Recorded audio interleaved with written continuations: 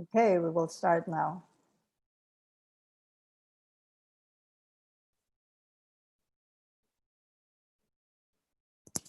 Good morning, good afternoon, and good evening. My name is Mavic Cabrera Baleza. I'm the founder and chief executive officer of the Global Network of Women Peace Builders. I will be moderating today's panel discussion entitled Ensuring Feminist and Localized Humanitarian Emergency Response, where women, peace and security and humanitarian action meet. This panel discussion is being co-organized by the Global Network of Women Peace Builders, UN Women, Women's Peace and Humanitarian Fund, Women's Refugee Commission, and the permanent missions of Canada and Norway to the United Nations. Before we begin the substantive discussion, I would like to share a few technical points. Please use the chat function on the right side of your screen to introduce yourselves, including the country where you are Zooming from. We'd love to see the geographic diversity of the participants. We will also be sharing bios of our amazing speakers on the chat box as they speak, as well as other announcements and links to publications and other resources. Please use the question and answer box to ask your questions. The Global Network of Women Peace Builders team members will be monitoring the questions and we will direct them to the speakers during the question and answer portion. Please mute your microphones when you're not speaking. You can keep your video on if you prefer. We're live on Zoom and also on YouTube and on the Global Network of Women Peace Builders channel. Armed conflict is one of the main drivers of humanitarian emergencies. Current humanitarian emergencies in Afghanistan, Bangladesh and Myanmar, Central Sahel, the Democratic Republic of Congo, the Lake Chad Basin, Syria and Yemen are a result of protracted armed conflicts.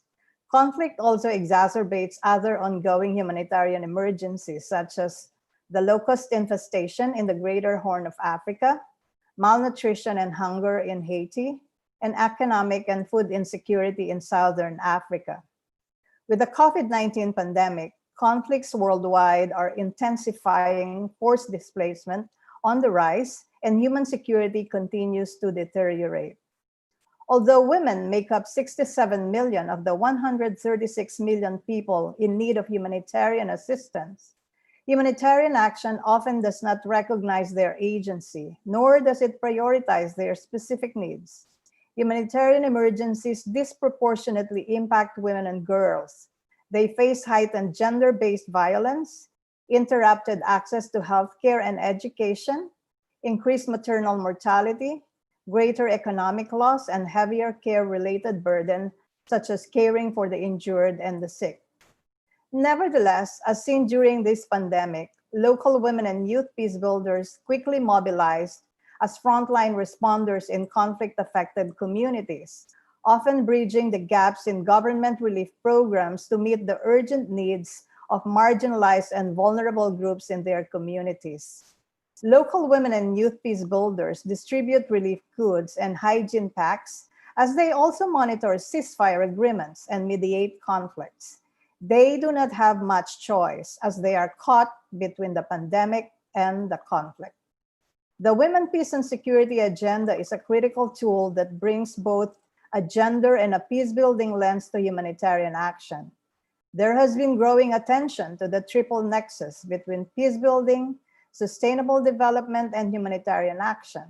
The Grand Bargain recognized the need for shared risk analysis between humanitarian development, stabilization, and peace-building communities to ensure comprehensive and long-term planning and effective response to crisis.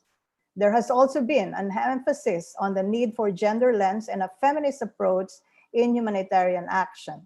The Interagency Standing Committee of the United Nations notes that the responsibility of humanitarian action actors to promote gender equality is supported by a normative framework validated by extensive field experience. Effectively bridging the gaps between humanitarian action, gender equality, and peace building requires investing in the capacities of local actors, particularly women's rights organizations and national systems, to implement effective and empowering humanitarian emergency response, rooted in the Human Security Framework. On the screen, I hope you're seeing it, is a brochure which features the global network of women peace builders' work with local women and youth peace builders in different humanitarian situations.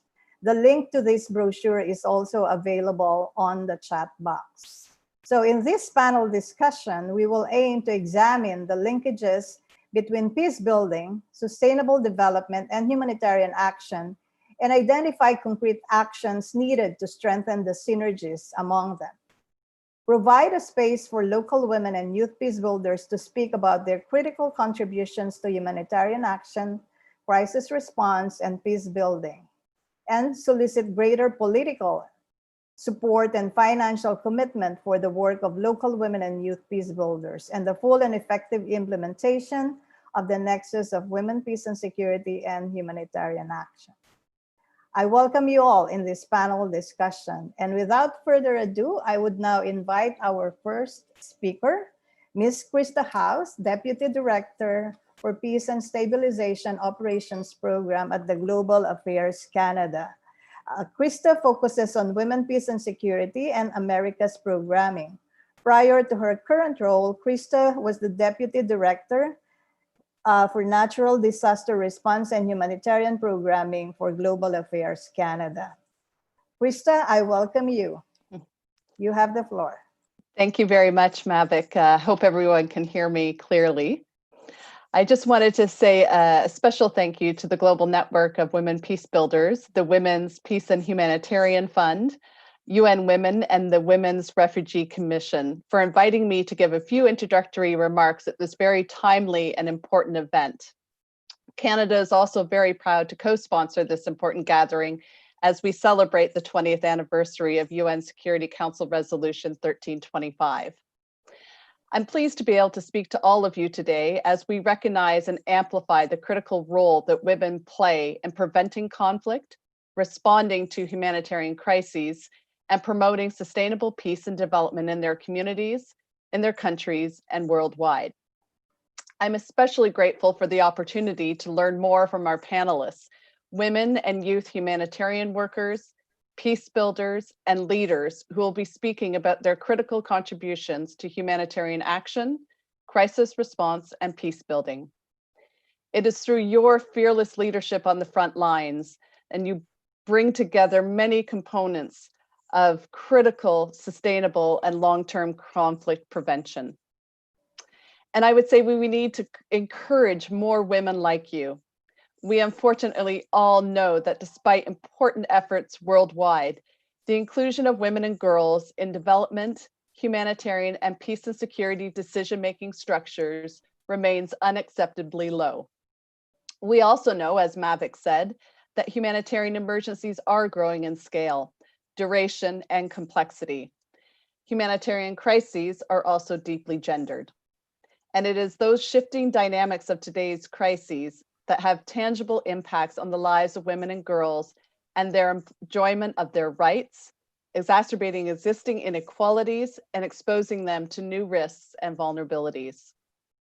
The practical reality in many fragile and conflict-affected countries is that development activities, humanitarian interventions, and peace-building efforts are treated as separate strands or lines of work. We need to bring these together, and women are particularly well placed to do so. Women are already on the front lines of crisis response in places across the globe, ensuring that the most isolated and those in conditions of heightened vulnerability in their communities have access to life-saving resources and support.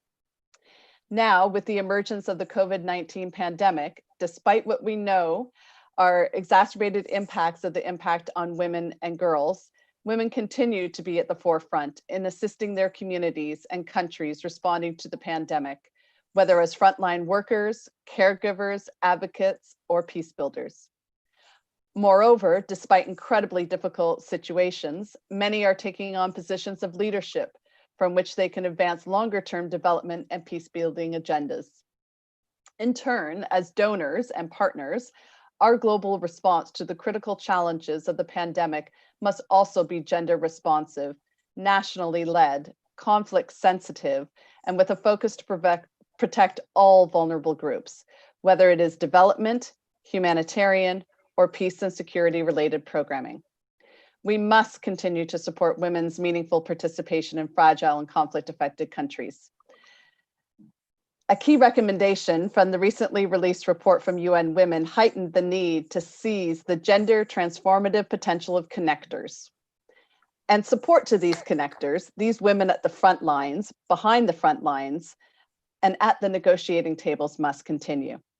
And you can count on Canada to work with its partners to address the intersection of humanitarian, development, and peace programming in a systematic way and to ensure that the gender dimension is taken into account. We believe that this is the only way to ensure meaningful and viable long-term peace. Thank you very much, and I very much look forward to today's discussions.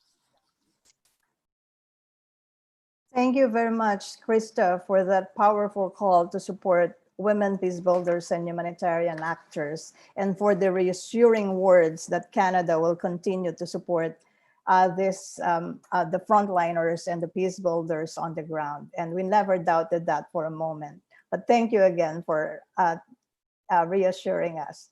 At this point, I would now like to call on our next speaker, Ms. Hilda Salvesen, who is the Policy Director for Humanitarian Affairs from the Royal Norwegian Ministry of Foreign Affairs.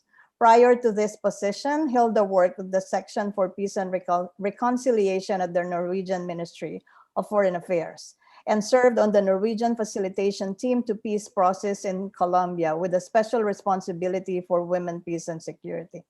Hilda also served as a director for international department at the Norwegian Center for Human Rights at the University of Oslo. Please join me in welcoming Hilda. Thank you very much. I hope you can hear me all right now. We do. Great. Thank you so much for the opportunity to participate in this important event. A special thanks to the partners who are vigorously working to make the theme of today's meeting a reality in conflict-affected areas. The Global Network of Women Peace Builders, UN Women, Women's Peace and Humanitarian Fund, and the Women's Refugee Commission. Now, more than ever, we need to work across the humanitarian, development, and peace-building pillars. Women peace builders are doing what they always do, adapt. They mediate and prevent conflict while establishing women's shelters and programs for reintegration of ex-combatants. Now, they simply do COVID-19 work as well. Norway is committed to promoting women's participation and the gender perspective, both in our peace and humanitarian efforts.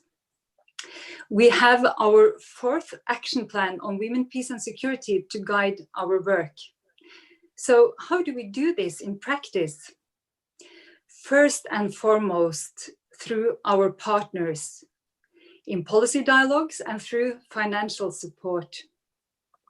It is an explicit requirement that organizations that receive funding from the ministry must integrate the gender perspective in their humanitarian and peace efforts. Through our partners, we want to ensure that local actors are guided by the humanitarian principles and are able to participate in the humanitarian response.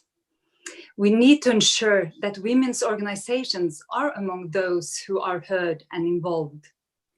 This is about dealing with a crisis in a sustainable way, building resilience, preventing conflict, and facilitating peace building.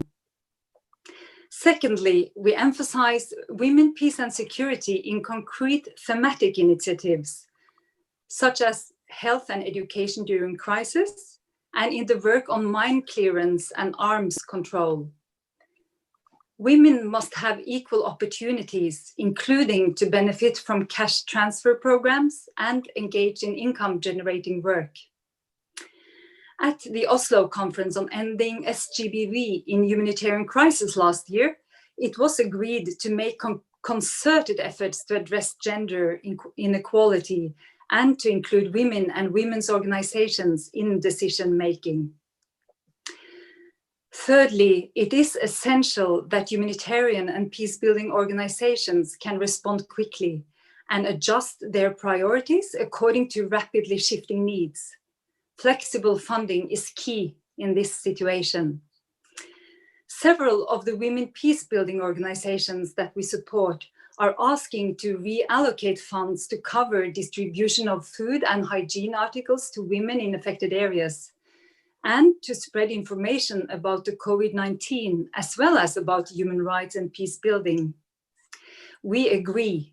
We have increased the flexibility in funding to our NGO partners, and we are in continuous dialogue on how Norway's humanitarian support can best be tailored to the changing needs. Yet, there is a way to go. As the study Who Holds the Microphone points to, for instance, when it comes to the grand bargain as gender blind, it is still a systemic problem in humanitarian action that the ones knowing the needs on the ground the best are not involved or consulted in planning, programming, and implementation. The current pandemic has in all its brutality shown the importance of strengthening local humanitarian action. It is time for more transformative action. The study and your efforts are important contributions in this regard. I look very much forward to the discussion that will follow. Thank you very much. Thank you so much, Hilde, for that insightful presentation. And I appreciate your point about funding that at this point is much more needed. But the reality is many women's rights organizations working on peace building and humanitarian action and also on development side are experiencing either reduced funding or no funding at all. And we appreciate our donors who have given us flexibility during this situation, including Norway and Canada. And I also remind our audience once again that the bios of our speakers are on the Q&A box, not the chat box as I mentioned earlier. So I apologize for that. And yeah, don't miss on their very amazing work, and as we are not able to read all the bios fully. Now, moving on to our panel. The primary question that we are putting on the table here is, why is the nexus between women, peace, and security and humanitarian action important? Our first panelist is Ms. Juliet Were, Deputy Executive Director from the Women's International Peace Center based in Uganda. Juliet has led groundbreaking research studies and post-conflict recovery development programs in Africa and Asia. And prior to being the Deputy Executive Director, she was also Program Coordinator and Program Manager for the Women's International Cross-Cultural Exchange of ISIS Wiki, the past or the previous name of the Women's International Peace Center. Juliet, I have a question for you. Based on your work with refugees in Uganda, how do you think the Women, Peace, and Security agenda can be used to strengthen humanitarian action and make it more inclusive and sustainable? How can women and young women refugees be better included in the implementation of the Women, Peace, and Security agenda? You have the floor, Juliet. Thank you very much, Mavic. Good afternoon to all the participants. I would like to thank the Global Network of Women Peace Builders and all the partners that have made this dialogue possible.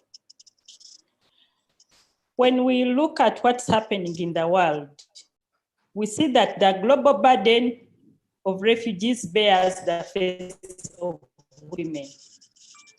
And when it comes to Uganda, Uganda hosts approximately 1,431,477 refugees. And of these, 80% are women and children.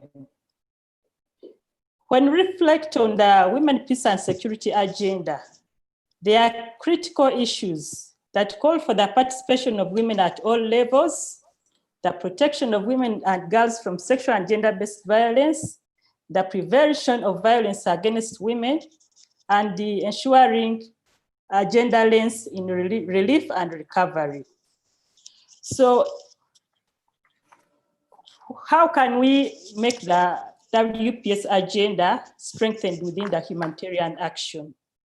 One, we need to ensure that the design and resourcing of humanitarian response mainstreams the pillars of the Women, Peace and Security agenda, and also ensure that there are key indicators for reporting, indicators that we'll use to track to ensure that all the programs, all the policies, all the plans are aligned and responding to the Women, Peace and Security agenda. This will also help us look at issues of emergency, issues of resettlement, issues of return to their homes. What we have been seeing practically is that emphasis is more on emergency and resettlement by providing materials. However, the component of peace building is hardly resourced. And yet, even in humanitarian settlements, there are conflicts that continue happening. So this, if we look at the design and resourcing of the humanitarian response from a WPS agenda, it will help us. We also need to look at the leadership of the refugee response platform. We normally see UNHCR and country institutions, like for Uganda, you have the Office of the Prime Minister at the helm of the response. We don't see many women within this top mechanism that ensures the management of the response, humanitarian response. We also see very many international development agencies leading and participating in the humanitarian response work, leaving out national women rights organizations, leaving out women leading on peace and security. So we want to check this leadership aspect and ensure that at the helm, we have women representing and positioning the issues within the Women, Peace and Security. But also the modalities of allowing agencies to operate in the humanitarian settlements need to be flexed, because you can get money, but the permission, you have to go through a channel of government procedures to be allowed. It might take you over a full year to get this permission. And by the time you get it, your grant cycle has come to a close.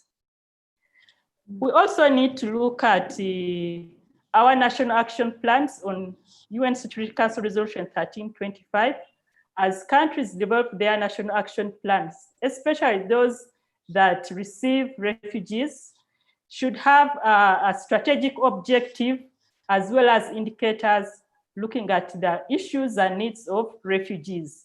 It is then that the programming, the work will be championed in the response process. So those are the three key issues that I think we need to focus on to ensure that WPS agenda is critical. So how do we ensure that we include women and young women in the implementation of the WPS agenda? One, we need to provide information and opportunities, as well as tools that will enable them harness this information. We need to support refugees take up leadership positions in the different mechanisms in the settlements. We need to train them on how to utilize the protection mechanisms in place, because some of them come from nations where there is legislation on women's rights, access is weak. And we also have to empower them with the tools for monitoring and tracking service provision. Then we'll be able to see whether issues of WPS are being adhered to by the different actors in humanitarian response. Thank you very much. Thank you so much, Juliet, for those powerful and informative insights.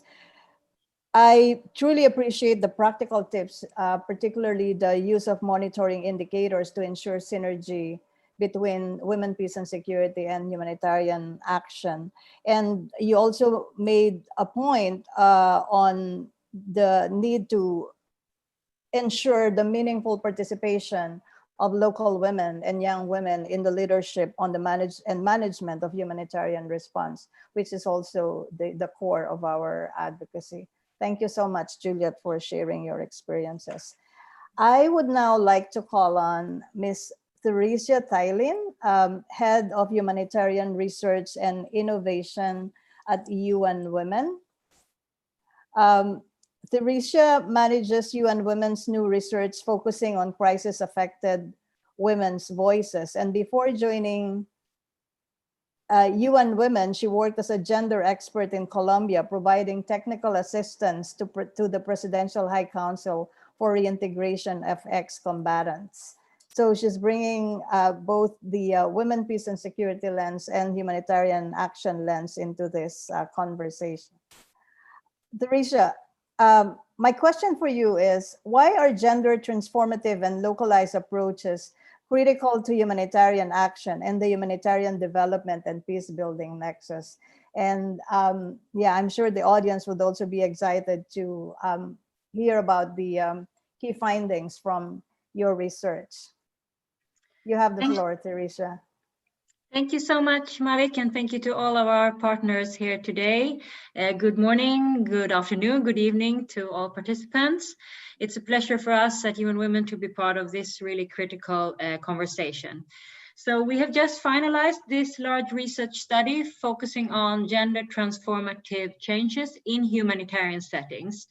And I hope you can all see the slide Mavic is sharing with the front page of this new research. This is a qualitative, explorative research where we have engaged with crisis-affected population in 4 settings: in Uganda, in Colombia, in Jordan, and in Bangladesh, in Cox's Bazar. And as you can see, the research is called "Who Holds the Microphone?" And I just want to briefly mention that we have really here used and applied feminist and participatory methodologies as part of this research. And I think it was particularly innovative that we have adopted participatory video making, community-based video, as a data collection method. So this name, Who Holds the Microphone, really reflects that process, but of course also really centers on the key issue that we are discussing, which is women's voices, power, and agency. So to your question, why are gender transformative and localized approaches critical to humanitarian action and the humanitarian development peace building nexus? So what our research really shows very clearly is that meaningful participation, localization, and gender transformative changes are deeply intertwined and mutually reinforcing processes. So that means that all 3 are really required for a more effective, efficient, and sustainable humanitarian response. A response that contributes to long-term goals of gender equality, that really has an impact in the lives of affected population, and that contributes to durable solutions and resilience building across the humanitarian development peace building nexus.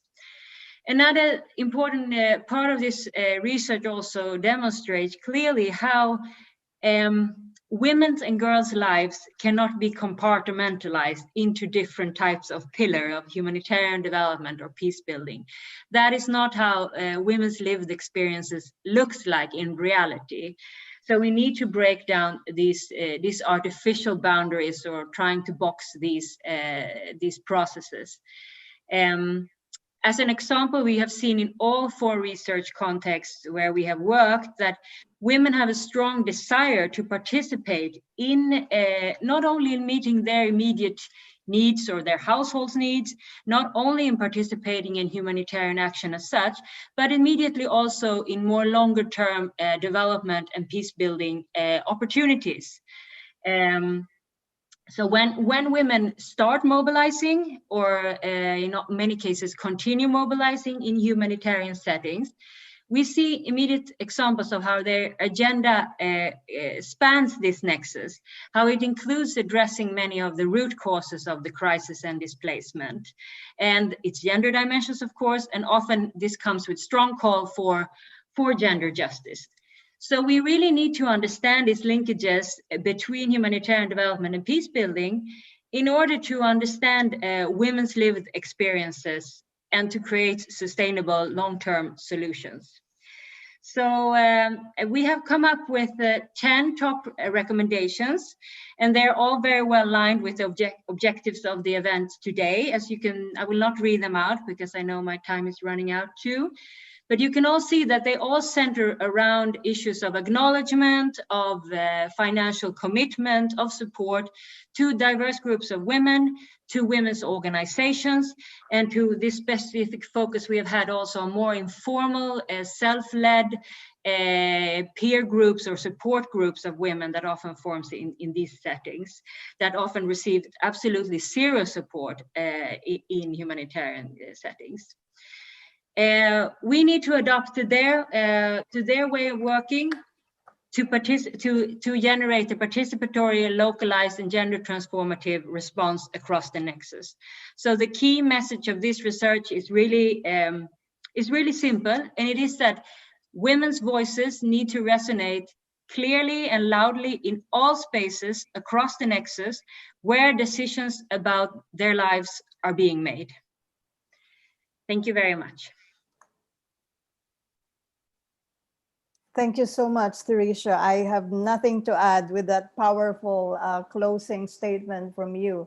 And I encourage our audience to read this groundbreaking publication. We have shared the link, and I hope it would also be available, or is it already available in different languages, Theresia? Not yet, but yes, we are working on that. Only in English. Yes. Yeah, thank you so much. Now, our next speaker will be joining us with a pre-recorded message. She is Sharia Nareen Momota, one of the Young Women Leaders for Peace in Bangladesh, a program that the Global Network of Women Peace Builders is implementing in different countries, including Bangladesh, specifically in Cox's Bazar. And it's been a very one of the most rewarding initiatives that we have been we have worked on, because we right away see the transformation among these young people who lived in humanitarian situations and in host communities. And we're grateful to the Peace and Stabilization Operations Program of the Global Affairs Canada for their support that enabled us to do this. And Momota would have wanted to join us live, but as I'm sure you know, in most of humanitarian situations and conflict-affected communities, there's a major digital divide, and often there's a gender gap within that divide. So Momota is now, has sent her video message. Malika, can I request you to put it on? আমি বাংলাদেশের কক্সবাজারেই থাকি। আমার বয়স 18 বছর। 2018 সালে অক্টোবরে young women leader for piece প্রোগ্রামে যোগদান করেছি। নেতৃত্বদান, শান্তি প্রতিষ্ঠা, অর্থনৈতিক ক্ষমতায়ন, সাক্ষরতা এবং সংঘাতক সামাজিক যোগাযোগ মাধ্যম ও থিয়েটার উপর বিভিন্ন প্রশিক্ষণ গ্রহণ করেছি। প্রশিক্ষণগুলো আমাকে বাংলাদেশের শান্তি এবং লিঙ্গ সমতার জন্য লড়াইয়ে একজন নিবেদিত প্রাণনেত্রী হয়ে উঠতে সহায়তা করেছে। ইয়াং ওমেন লিডার হিসেবে আমরা রোহিঙ্গা শরণার্থী এবং গ্রাম উপজেলা নারী ও মেয়েদের নিয়ে বালুখালী শরণার্থী শিবিরে লিঙ্গ সংবেদনশীল বয়স উপযুক্ত মৌলিক সাক্ষরতা এবং সংঘাতক ক্লাস পরিচালনা করেছি। আমরা বয়স্ক রোহিঙ্গা নারী এবং তরুণীদের যৌন বয়সে যথাযথ শিক্ষার জরুরি প্রয়োজনে সাড়া দিয়েছি। আমরা প্রায়ই আমাদের ছোট বাচ্চাদের চকলেট এবং খেলাধুলা দিয়ে ব্যস্ত রাখতে হতো, যাতে আমরা তাদের মায়েদের শেখাতে পারি। আমরা লিঙ্গ সমতা এবং শান্তিকরণের সাক্ষরতা নিয়ে পাঠ পরিকল্পনা গ্রহণ করছি। এই ক্লাসগুলো লিঙ্গ ভিত্তিক সহিংসতা, বাল্যবিবাহ, নিরাপত্তাহীনতা এবং যৌতুক সম্পর্কিত ব্যক্তিগত বিষয় নিয়ে আলোচনা করতে আমাদের জন্য একটি নিরাপদ জায়গা তৈরি করেছে। এর ফলে নিয়মিত বৈষম্যের সম্মুখীন হয় এমন 180 জন রোহিঙ্গা শরণার্থী এবং বাংলাদেশি নারী ও তরুণী লিখতে এবং পড়তে শিখেছে। আইনি কাগজপত্রে তাদের নাম লেখা, শরণার্থী শিবিরের মধ্যে গুরুত্বপূর্ণ বিভিন্ন সাইন পড়তে পারা এবং বুঝতে পারা, তাদের অধিকার রক্ষা করার যোগ্যতা অর্জন করেছে। বাংলাদেশে যেহেতু এখন লকডাউন প্রায় শেষ হয়ে এসেছে, আমরা শীঘ্রই সাক্ষরতা এবং সংঘাতক নিয়ে আবার ক্লাস শুরু করব। আমরা রোহিঙ্গা এবং বাংলাদেশি নারী ও মেয়েদের সাথে যৌথ উদ্যোগে আমাদের নিজস্ব আর্থসামাজিক উদ্যোগ শুরু করার পরিকল্পনা করছি। অর্থনৈতিক ক্ষমতায়ন প্রকল্প আমাদের সমাজের নারী ও মেয়েদের ক্ষমতায়নের স্থিতিশীলতাকে এগিয়ে নিয়ে যাবে। আমাদের সম্প্রদায়ে একজন সক্রিয় সদস্য হিসেবে কক্সবাজারে মানবিক সহায়তার কার্যক্রমে বিকাশ ও বাস্তবায়নে আমার অংশগ্রহণ করা খুবই গুরুত্বপূর্ণ। আমি কক্সবাজারে মানবিক সহায়তা এবং স্থানীয়ভাবে পরিচালনা করা ও নারীর ক্ষমতায়ন নিশ্চিত করতে চাই। যদিও রোহিঙ্গা রাষ্ট্র শিবিরগুলোতে মোট জনসংখ্যা প্রায় 52% নারী, তবুও তাদের নির্দিষ্ট প্রয়োজনগুলো পর্যাপ্ত অগ্রাধিকার পায় না। এই বিষয়গুলোতে কাজ শুরু করার আগে রোহিঙ্গা শরণার্থীদের সম্পর্কে আমার নেতিবাচক ধারণা ছিল। তবে নিয়মিতভাবে রোহিঙ্গা শরণার্থী নারীদের সাথে আলাপ করার পর আমার দৃষ্টিভঙ্গি পরিবর্তন হয়েছে। আমার তাদের প্রতি এক ধরনের বিশ্বাস এবং সহানুভূতি সৃষ্টি হয়েছে। আমি বুঝতে পেরেছি যে আরো অনেক পরিষেবাগুলোর মধ্যে নারীদের জীবন রক্ষাকারী স্বাস্থ্যসেবা এবং শিক্ষা, ট্রমা কাউন্সিলিংয়ের প্রয়োজন। বাংলাদেশ এবং অন্যান্য হোস্ট কমিউনিটি অঞ্চলে নারীদের অনেক জরুরি প্রয়োজন রয়েছে, যা প্রায়শই মানবিক সংস্থাদের দ্বারা প্রয়োজন পূরণ হয় না। কোভিড-19 মহামারীতে রোহিঙ্গা শরণার্থীদের মহিলা মেয়েদের পরিস্থিতি আরো খারাপ হয়েছে। সাক্ষরতা এবং ট্রমা নিরাময়ী ক্লাস বন্ধ হয়ে গিয়েছে। স্যানিটারি ন্যাপকিন নিয়মিত সরবরাহ করা হয় না। আজ এই অনুষ্ঠানে আমি মানবিক সংকট প্রতিক্রিয়া এবং শান্তি বিনির্মাণে আমার মতো নারী ও যৌব শান্তি নির্মাতাদের অবদানকে স্বীকৃতি দেওয়ার গুরুত্ব সম্পর্কে সিদ্ধান্ত নির্ধারকদের সাথে আমার দৃষ্টিভঙ্গি ভাগ করে নেওয়ার সুযোগ চাই। এই জাতীয় সংকট মোকাবেলা এবং শরণার্থীদের প্রয়োজনের সমাধানে একমাত্র উপায় হলো মহিলা শান্তি সুরক্ষা এজেন্ডা এবং অন্যান্য আন্তর্জাতিক কর্মকাণ্ড কার্যকরকরণ সহ সকল সিদ্ধান্ত গ্রহণের প্রতিক্রিয়াতে সব নারীদের সাথে একসাথে কাজ করা। ধন্যবাদ সবাইকে।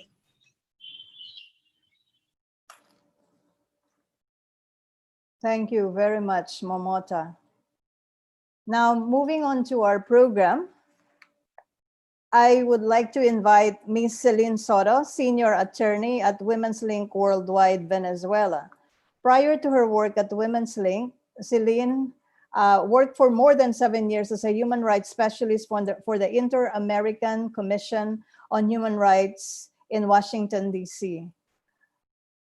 Mid of last year, 2019, there were already over 4 million Venezuelans who have fled their homes because of the crisis. There might be more now, and I'm sure Celine would have the latest data. But what is also interesting is many of them have fled to Colombia, which it's a country that has its own conflict. And even though it has signed the peace agreement with the FARC, there's still other armed groups that are operating actively in different parts of the countries, in addition to criminal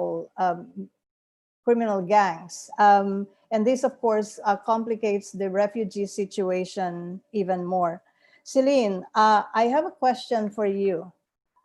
Based on your work with Venezuelan refugees in Colombia, how do you think the Women, Peace and Security agenda can be used to strengthen humanitarian action and make it more inclusive, sustainable, and especially since Colombia currently has 2, if not more, ongoing peace processes? Good morning, good afternoon. I hope you can hear me clearly. Yes, Thank we you. hear you Thank clearly. you. Thank you. Thank you for the introduction and for the invitation to be part of this important discussion. Women's Link is an international organization that uses the power of law to bring women and girls closer to justice. And because I only have a couple of minutes, I want to use my intervention to share with you the questions that we ask ourselves on a regular basis in the work that we do, and that I believe can help to spark the conversation further and to respond to these questions on how to use the Women, Peace and Security agenda to strengthen the humanitarian response to migrant people from Venezuela and including women. And the first question is very simple, but can be often seen as a second-tier priority. But I believe this is something that this agenda can shed lights on in order to incorporate the gender perspective in this situation. And that is what is happening to women and girls within the humanitarian crisis in Venezuela. Women's Link has an understanding of this because we have partnered up with national NGOs that are doing a remarkable work to document and visibilize what is happening to them within the humanitarian crisis in the country. And this is the first thing, to incorporate the voice of women, both from Venezuela that remain in the country, but also those that have migrated to neighboring countries like Colombia.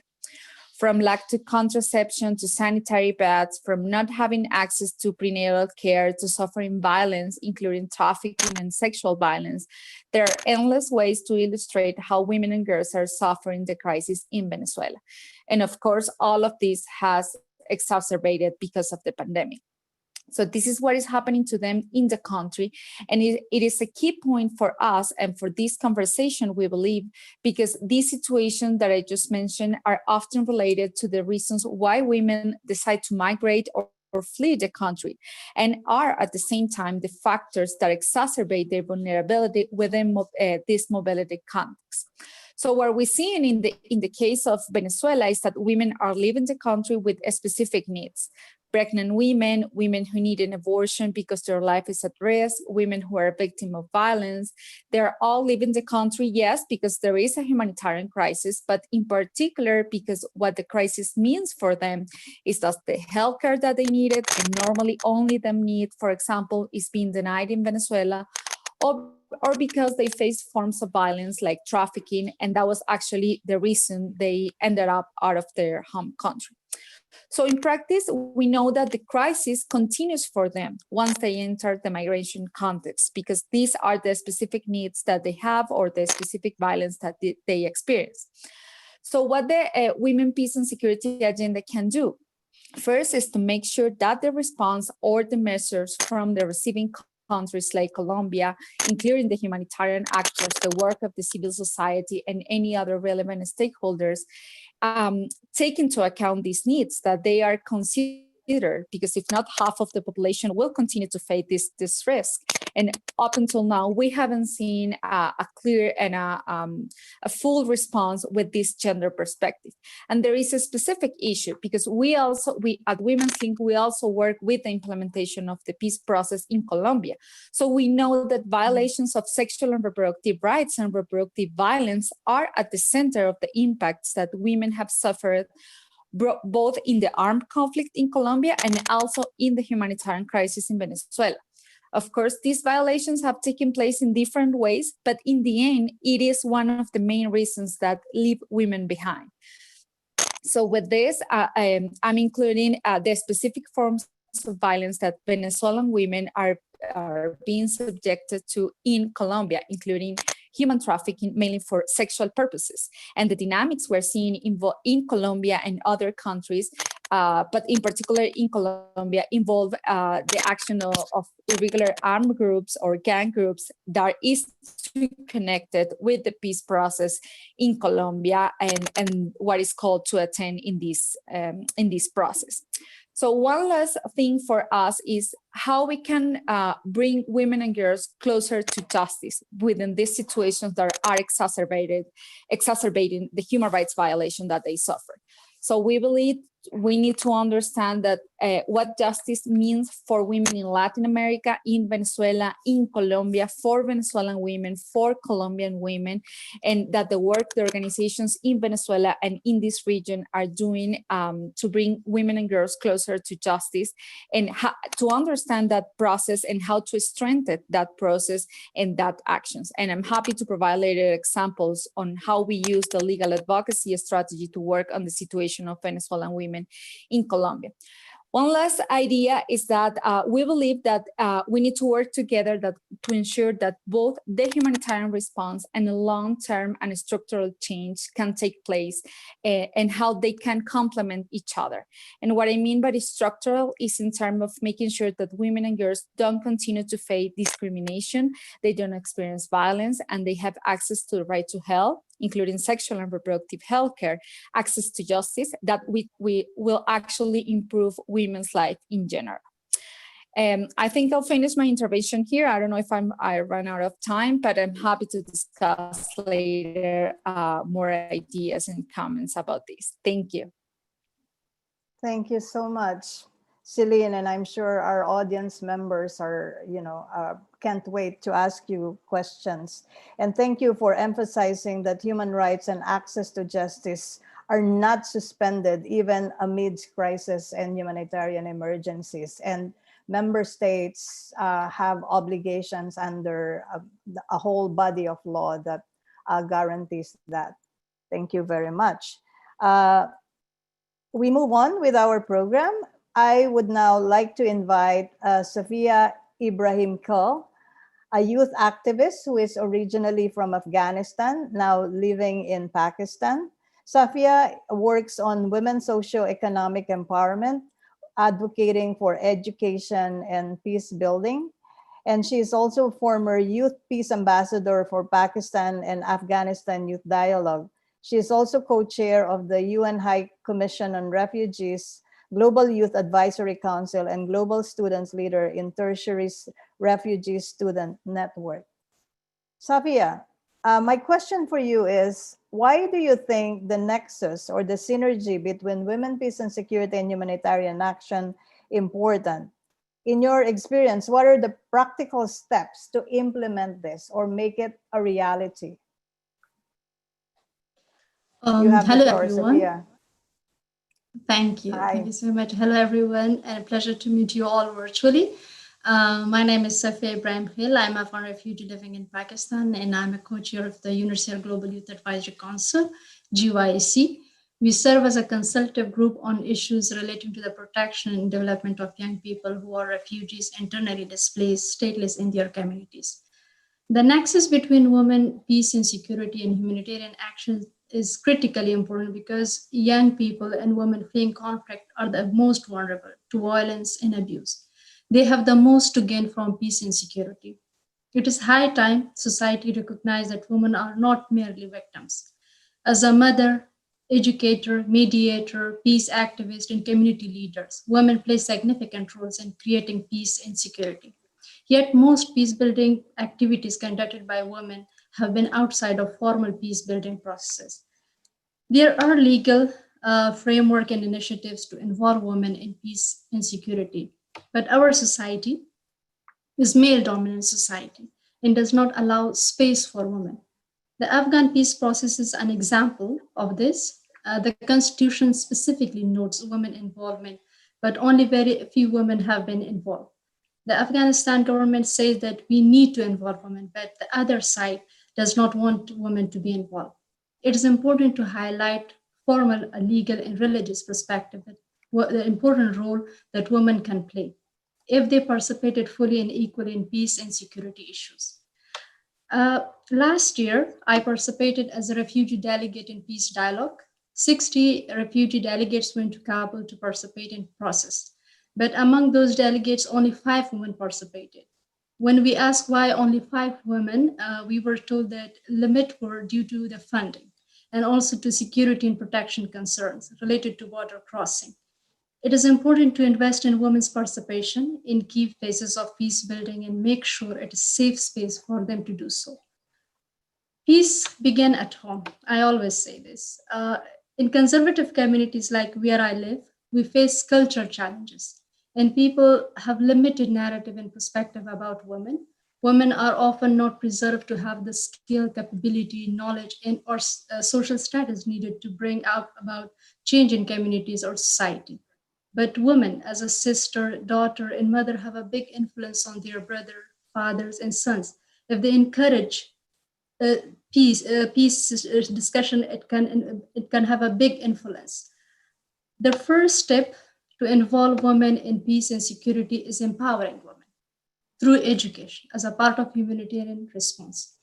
Women empowerment is the process that creates power in individuals over their own lives and their communities.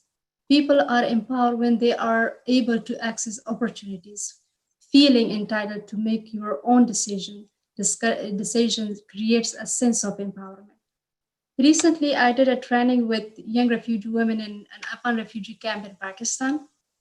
The training was about the leadership skills, civic engagement, and conflict resolution. This included supporting women to understand their own leadership skill and their right and play a positive role in their community. Elder women can play an important role as a mediator in solving conflict within or between family or tribes. More young women are educated and they can work with older women to write up agreement between family as a part of conflict prevention or conflict resolution. It is important to work with young women and older women to strengthen their leadership skill, negotiation skill, technical knowledge, and abilities to influence and build consensus. Humanitarian response must empower women at the local level. Action is critical to build a sustainable and peaceful world for all of us. Inclusion of women in peace process is a powerful tool for moving from exclusive democratic decision making, from gender inequality to gender justice, from conflict and violence to sustainable and feminist peace. In conclusion, as a refugee woman and GYC member, I advocate for and I call on you to educate and empower women in all phases of humanitarian action, to support meaningful engagement of women in community life, to invest in equal representation of women in formal peace processes in peace building efforts. Because no sustainable development without peace and no peace without women participation. Thank you for your attention. Thank you so much, Safia, for those strong and practical recommendations and for bringing and asserting the youth voices. And I cannot agree with you more that often they are in informal and unofficial processes, but when it becomes formal and official decision making, they're not on the table anymore. So thank you again for your powerful interventions. I would now propose a change in our program. We're supposed to have, we're having Gita, who I will introduce in a bit as our last speaker, but just to prepare April and Sarah, I will call on you after Gita. So we'll just have all of the speakers and then in one round, and then we'll have the question and answer later. Now, it is my pleasure to call on our next speaker, Ms. Gita El-Kayari, head of the Secretariat of the Women's Peace and Humanitarian Fund, which is a groundbreaking a partnership and a funding mechanism that directly fund local women's organizations, especially in conflict-affected communities and humanitarian situations.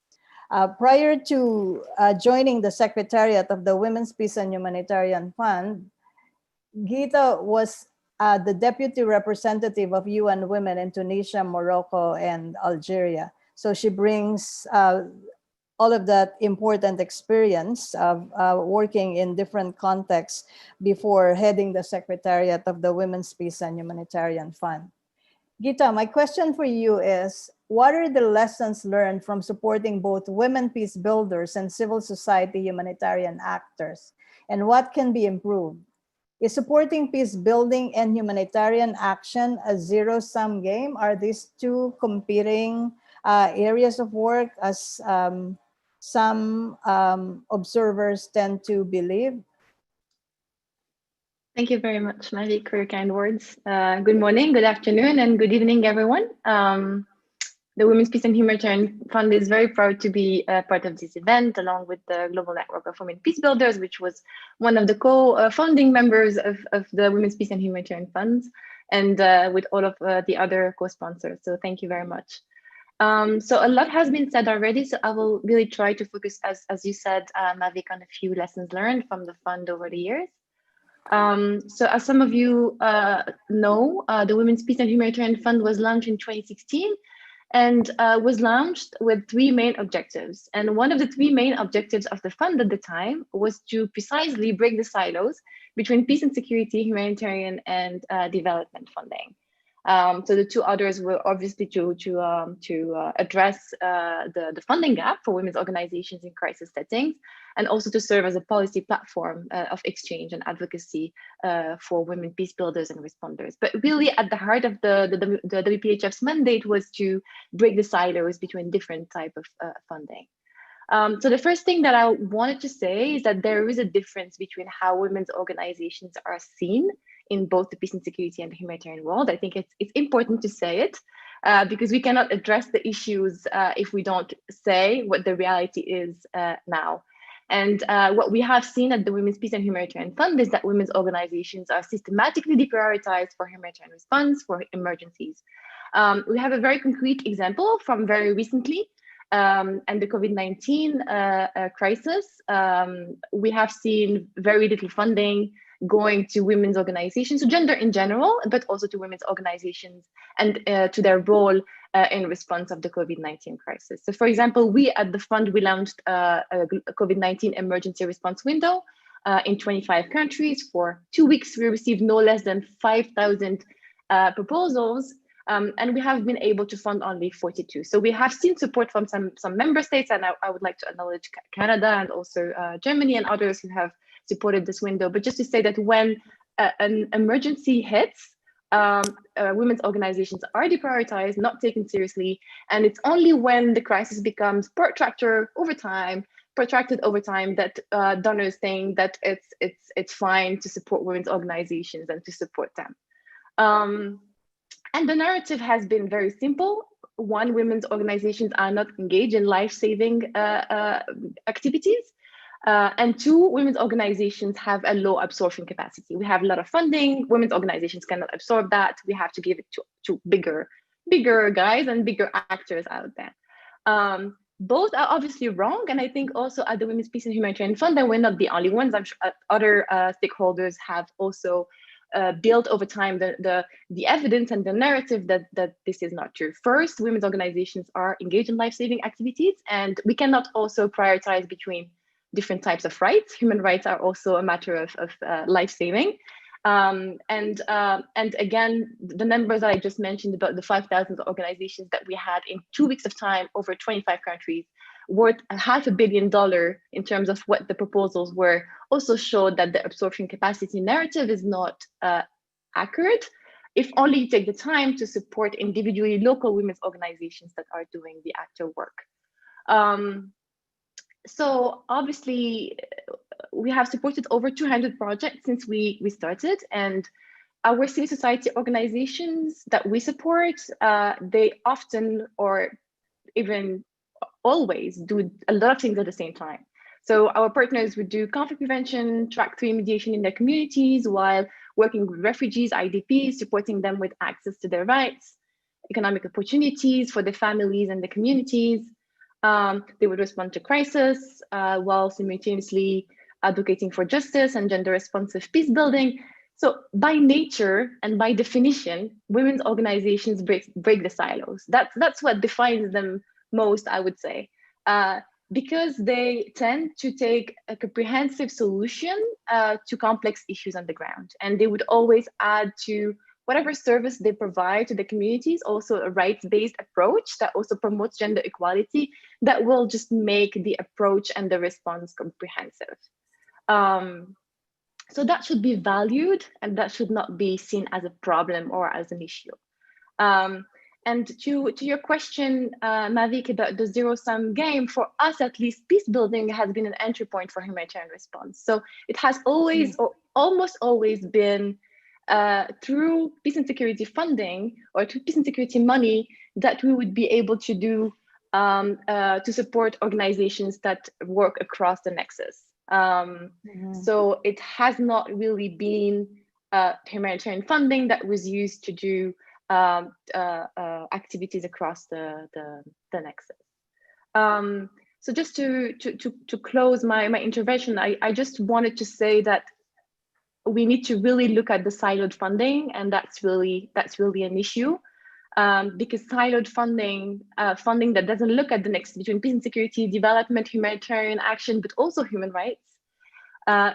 This type of siloed funding is funding that is by definition unfit for women's organizations. Thank you. Thank you so much, Gita, for refuting the dominant narrative that local women are not humanitarian actors and that they have low absorption capacity. This has been, the narrative for so many years or so many decades. And I also appreciate how you pointed out that women, peace, and security was an entry point for the fund to be more active in supporting humanitarian organizations, especially the smaller and locally based humanitarian organizations, which is also the same from our experience. We are primarily a women, peace, and security organization, but the reality is our partners and members are displaced and are fleeing their homes. So we cannot say we're not working with you anymore because you're not WPS actors anymore. You're now refugees. So it's very important to point out how it has become an entry point because of the nexus of these two important thematic areas of work. So as I mentioned before, we'll continue with our speakers, listening to our speakers. And I would now like to call on Ms. April Pham, the Senior Gender Advisor and Head of Gender Unit at the UN Office for the Coordination of Humanitarian Affairs, or OCHA. Ms. Pham has over 25 years of experience in social justice, human rights, gender equality, and the prevention and response to violence against women and gender-based violence in development and humanitarian settings. A very rich background that she brings into this conversation. April, my question for you is, what do you think are the 3 key next steps to strengthen the synergy between women, peace, and humanitarian action, based on your experience and based on these very rich presentations of our speakers? Thank you so much, colleagues. It's been a pleasure to join the conversation. And I have to say it's a little bit bleak hearing all of the discussions and the points that you raise, because I do feel like we haven't made a lot of traction as we want, given so much emphasis from our sector. But I'll come back to that point in the conclusion. If I can just start by reinforcing the point that WPS, or the Women, Peace and Security Agenda, is not only about post-conflict or development work, but that we do need to bridge this divide. And I think it's quite false when we keep talking about these separate pillars. When we talk about promoting gender equality or the empowerment of women and girls, it needs to go beyond that nexus. And so I really want to join the colleagues in really pushing for us to collaborate and to take a lot more collective action when it comes to pushing this agenda. On the 3 things that I think we could do to really strengthen the work between the humanitarian and peace division, I want to come back to the strategy that has been outlined by the global network of women peace builders yourselves. I was looking at your strategy, and the 3 priority areas really resonate with the work that we're doing at OCHA in terms of pushing gender equality and the prevention of gender-based violence against women and girls in humanitarian settings. So firstly, if I can talk about the issues of elevating women and youth peace builders as decision makers, we are working very hard on this participation piece because we know that in humanitarian action, this has been one of the key gaps. So when you look at the number of women who are participating both in humanitarian action, but also the inclusion of local women's organizations and local women leaders, it's actually quite low, and we're working very hard to try and improve that. So here we see that there is a lot of scope for humanitarian and peace actors to come together to make sure that we are working to bridge this divide and to ensure that we're not duplicating that effort. So for example, if the peace actors are doing consultations with women's local organizations, that can also resonate for humanitarian response as well. So how do we mobilize and utilize access to these groups so that we're not further burdening the local women leaders?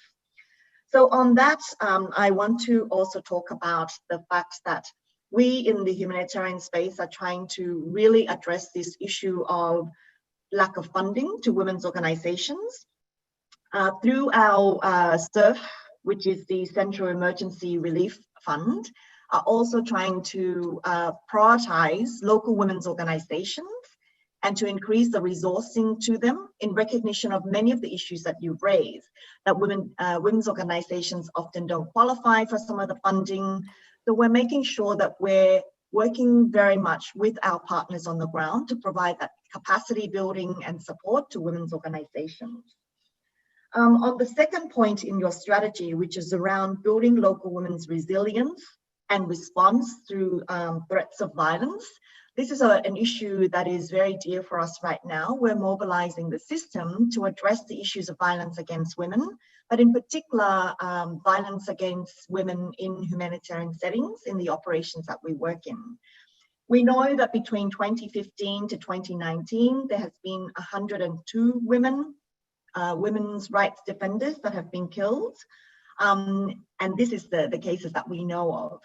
And we know that during COVID, the prevalence of gender-based violence against women and girls have also increased dramatically, between 50 to 70% in many of the countries that we operate.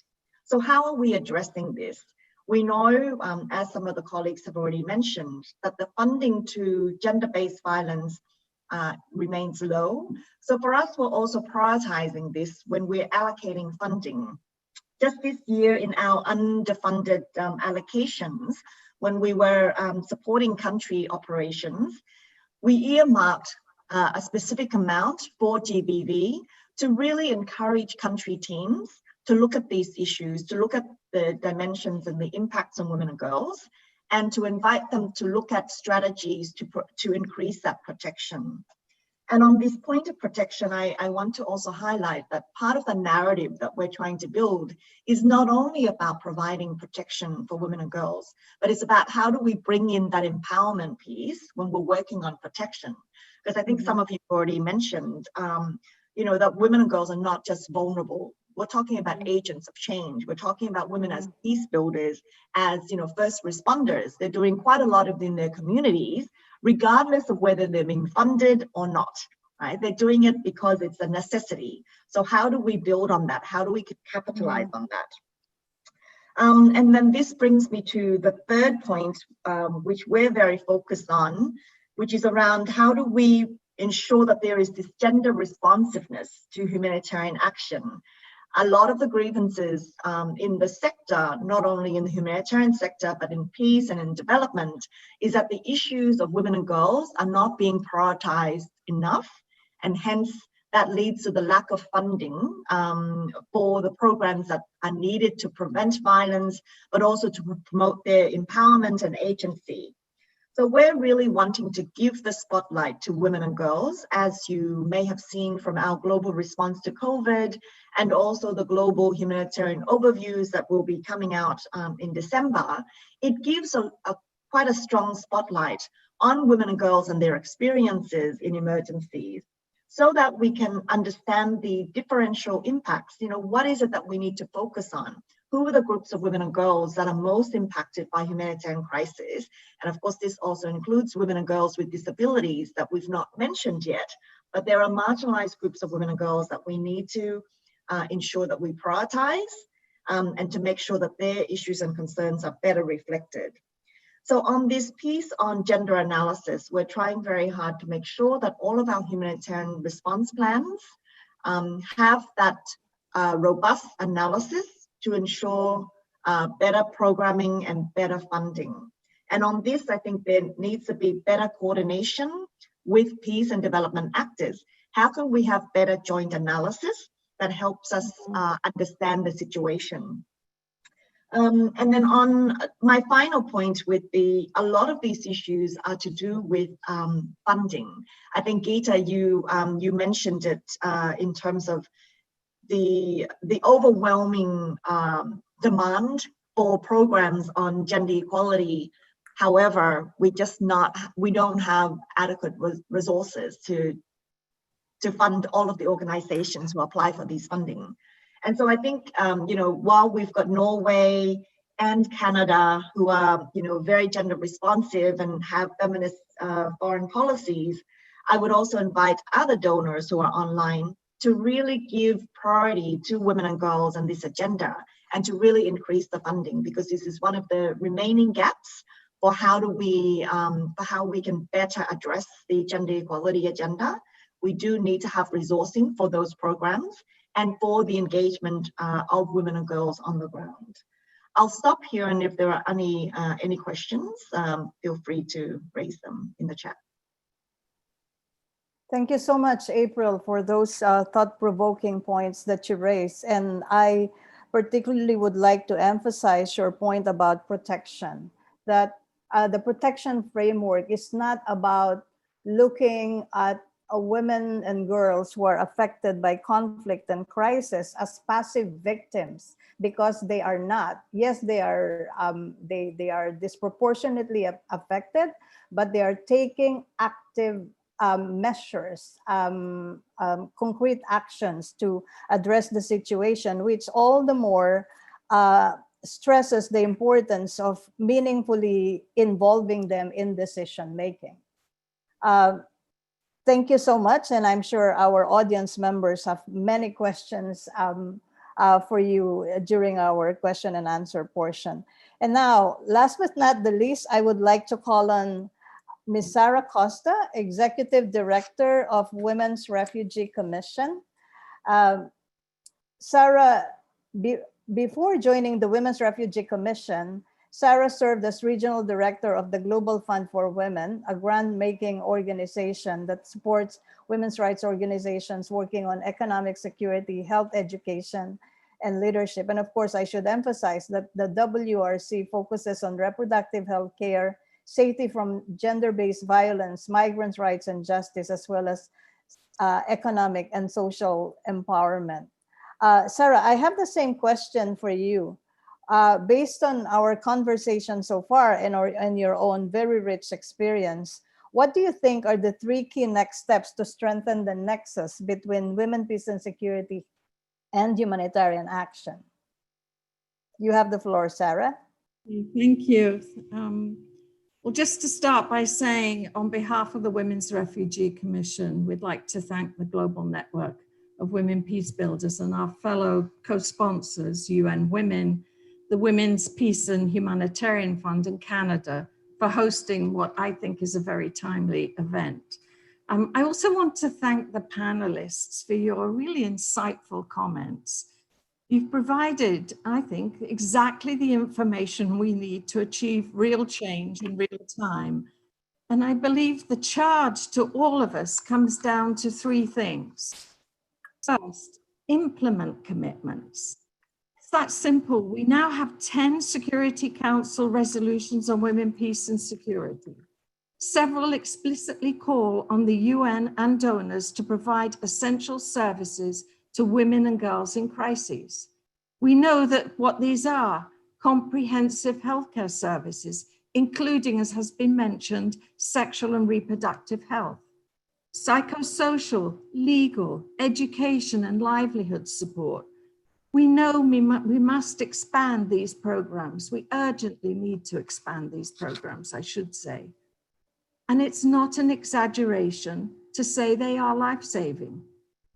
Second, put affected women and girls in the lead. This requires us to reorient our work around local women's organizations. That is, we need to do more to support the work from the ground up.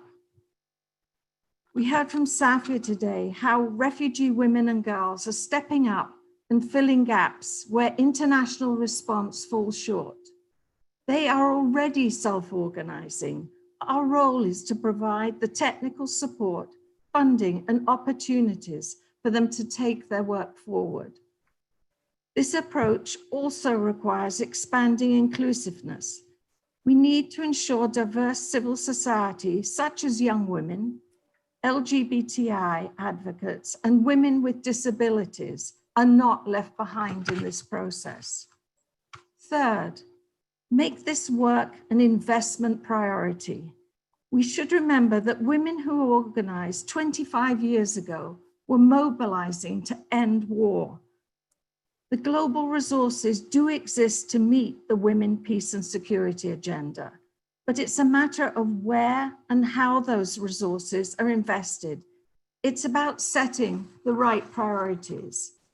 investing in women's rights, gender equality, and women's leadership in humanitarian response, conflict prevention, and peace processes are the right priorities.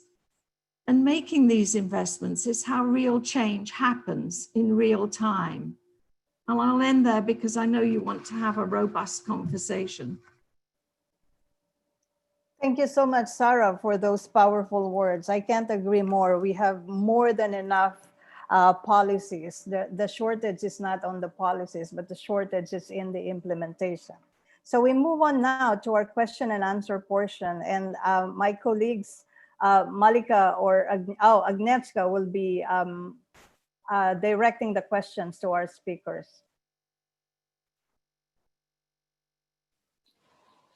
Thank you so much, Mavic, and thank you to everyone for asking your questions. And please, you can still submit your questions in the Q&A box. I have one question from Annika from Operation 1325 in Sweden, directed particularly to Juliet from Uganda, but I feel other panelists might also have more to add to that. The question is, when you call for more flexible financing, is this call directed to international donors who should support civil society rather than governments? Or is it the national governments who must be more flexible in allowing the civil society to receive funding from abroad? This is the only question we have for now. So perhaps we can direct it to Juliet, and in the meantime, I'll encourage our audience to post more questions. Thank you very much. We need to see international development organizations be more flexible in providing the funding. But we also want to see our governments flexible in also providing the funding, because they too receive funding for programs. However, would like also to see government flexible on the requirements for approval for organizations to operate in refugee settlements, to reduce on the timeline so that actors are able to go in and operate fast enough. Currently, it can take 8 months to get this approval. So when you get your money, you will be stuck with the money because you are waiting for government to give you the approval to go and do work in the settlements. Thank you.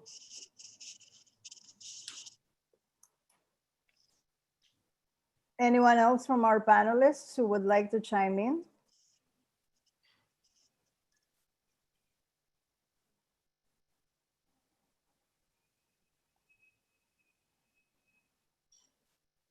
Agnieszka, perhaps we can read some of the interesting comments made by our audience members. Sure, and I see that Nina is also typing her question, so we'll get that soon. Okay. In terms of the comments, I think this is actually coming from Celine, who's one of our panelists as well, but an important elaboration on what she meant by the structural changes that have to go hand in hand with humanitarian action. Celine says, for the structural changes, the first step is to actually and fully incorporate a gender perspective in both responses, both humanitarian responses and structural change, and to understand better the gender impacts that humanitarian crisis has had in Venezuela, but also in the armed conflict in Colombia, and to identify common issues like violations to sexual and reproductive rights. Another thing is to think the humanitarian response to see the humanitarian response from a more durable perspective, not only as temporary, but also think about how it can support these structural changes that are needed to improve women's lives in general in the longer term. And I now see, oh no, I don't see the question from Nina yet, but there's another comment from Hindreen Mohammed from Demos organization in Northeast Syria. And Hindreen is highlighting that that even though in the northeast in Syria, there is a legal framework to protect women's rights, because of the conflict, the years of conflict that the country has undergone, these frameworks are often not implemented, and women suffer from fear and from violence. She also highlights that during the lockdown, during COVID-19 pandemic, the problems have worsened, especially domestic violence. And at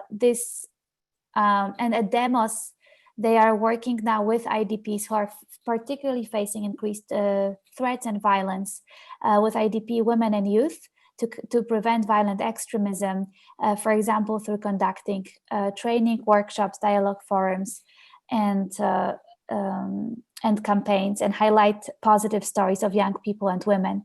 And I think that's a very interesting point of how this increase in violence in the humanitarian context of an IDP camp can also fuel violence, different types of violence, and recruitment by violent groups. And we know as well, and perhaps Celine can add more to that, that has also been the case in Colombia, where the humanitarian crisis then fuels the recruitment by the illegal armed groups.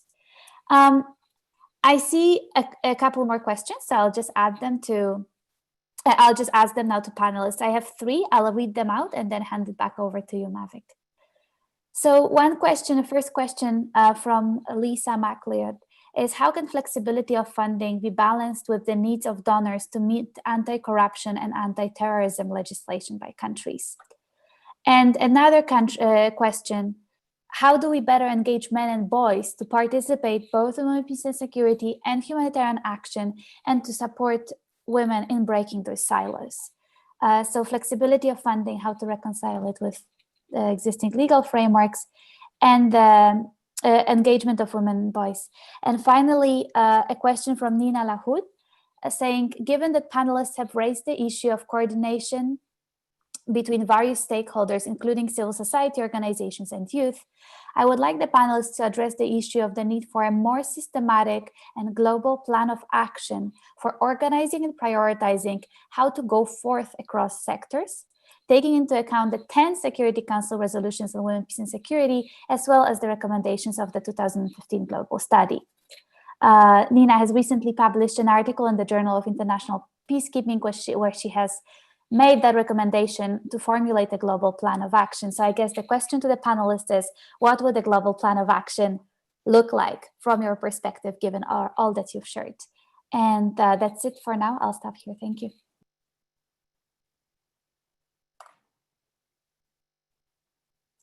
Anyone from our panelists who would like to take on those questions? One from Nina and one from Lisa MacLeod.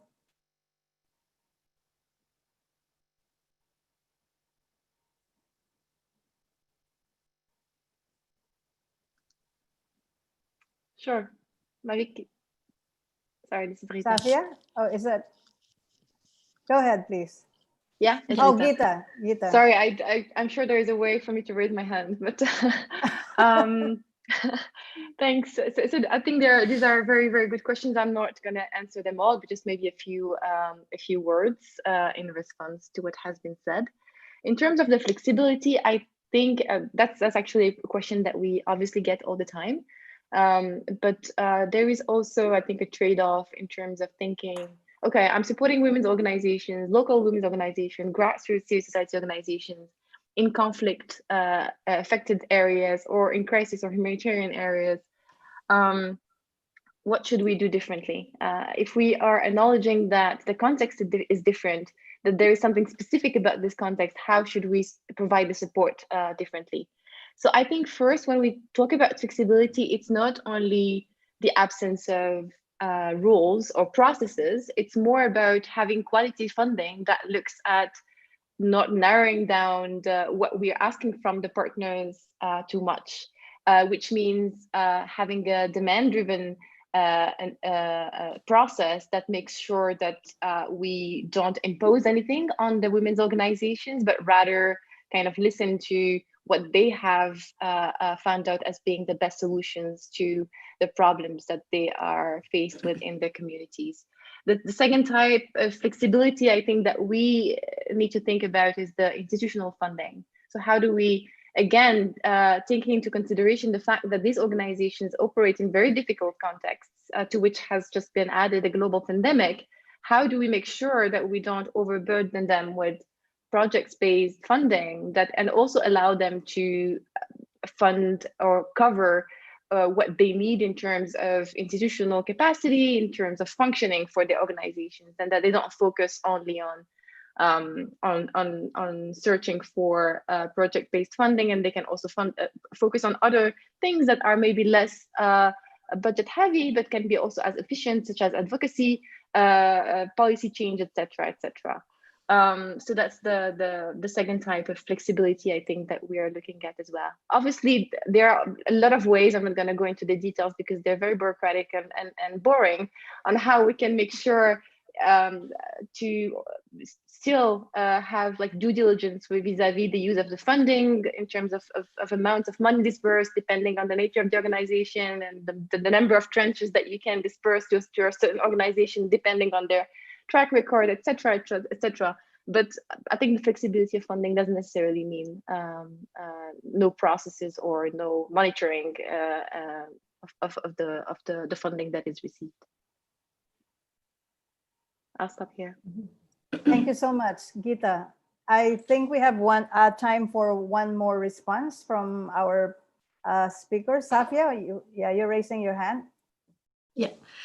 Sorry, I couldn't find the option to raise my hand, so then I started using it. So I think that was very interesting for me when I checked that comment about the Syrian youth, that they are having training about how to prevent extremism in the community. Recently, we also had such kind of training in refugee camp.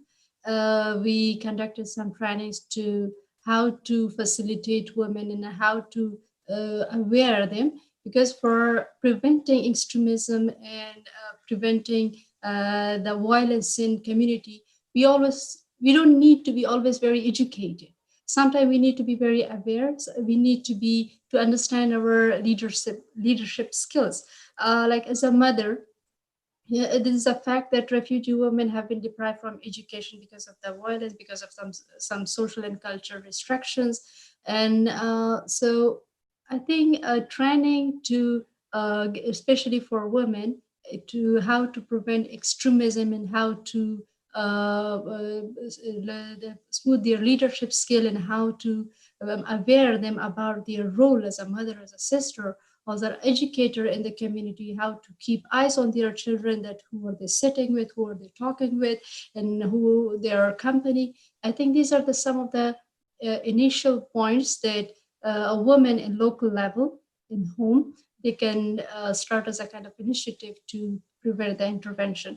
And I really appreciate that they also have this kind of training in Syria.